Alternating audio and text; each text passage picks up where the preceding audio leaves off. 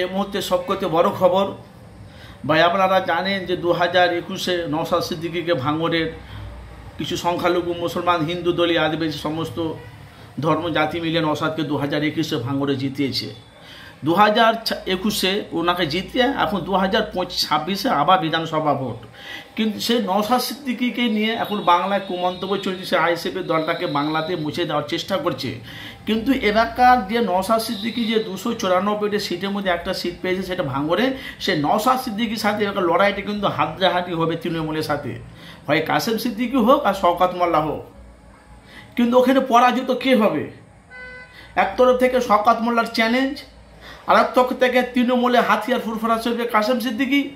কিন্তু ভাই বলা বলি কথা, আপনাদের মূল্যবান, আপনারা অবশ্যই আপনাদের মতামত জানা। তাহলে ভাঙড়ের প্রত্যেকটা মহিলারা, প্রত্যেকটা ছেলেরা, যুবকেরা, মুরব্বীরা তারা কিন্তু 2026-এ ভাঙড়ে নওশাদকে জিতাবে। তারা আমাদের মুখোমুখি তারা বলছে 2026-এ না 2026-এ আমরা নওশাদকে জিতাবো। যে 2021-এ যেরকম নওশাদকে আমরা জিতিয়েছি, 2026-এ ভাইজানকে জিতাবো। একটা আপনাদের কাছে প্রশ্ন, যে শওকত মোল্লা হলো ক্যানিং পূর্বে, সে শওকত মোল্লা ওনা নওশাদ সিদ্দিকীকে কীভাবে হারাবে? কিন্তু বিধানসভা গেটের সামনে বলেছে আইএসএফের দলটা যখন বিধানসভা ভোট যখন গোনানো হবে, সে নওশাদকে যদি না হারাতে পারে আইএসএফের দলটাকে, আমি রাজনীতি ছেড়ে দেবো। আর একদিকে আপনারা জানেন যে নওশাদ সিদ্দিকীকে অক্সিজেন দেওয়ার কথা ছিল ক্যানিং পূর্বে তৃণমূলে প্রার্থী, তিনি কাসেম সিদ্দিকী ভাইজান এখন তৃণমূলে। সে কাসেম সিদ্দিকী কিন্তু আবার 2026-এ বিধানসভা ভোটে তৃণমূলে প্রার্থী করবে না তো? কেন? শওকত মোল্লার অন ক্যামেরার সামনে চ্যালেঞ্জ, 2026-এ তো নওশাদকে আমি আইএসএফের দলটাকে বঞ্চিত করবো এই ভাঙড় থেকে। কিন্তু ভাঙড়ের মানুষ বুঝা নওশাদকে ছাড়া আমরা কাউকে চিনি না।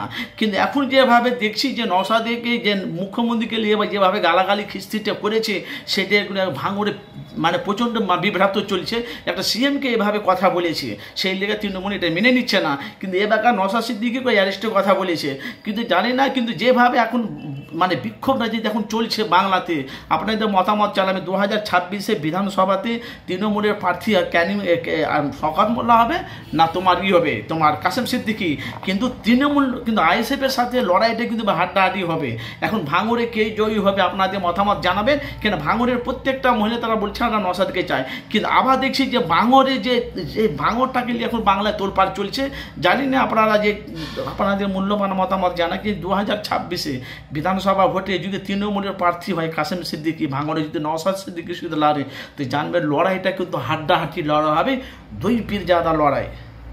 এক পরিবারে দুই আপন নিচে স্বাস্থ্য পায়, লড়াইটা কিন্তু হাড্ডা হবে। কিন্তু তৃণমূলের পাওয়া হাতিয়ার হলো কাসেম সিদ্দিকী আর আইএসএফের চেয়ারম্যান নওশাদ সিদ্দিকী। আপনাদের মতামত জানাবেন কে জয়ী হবে।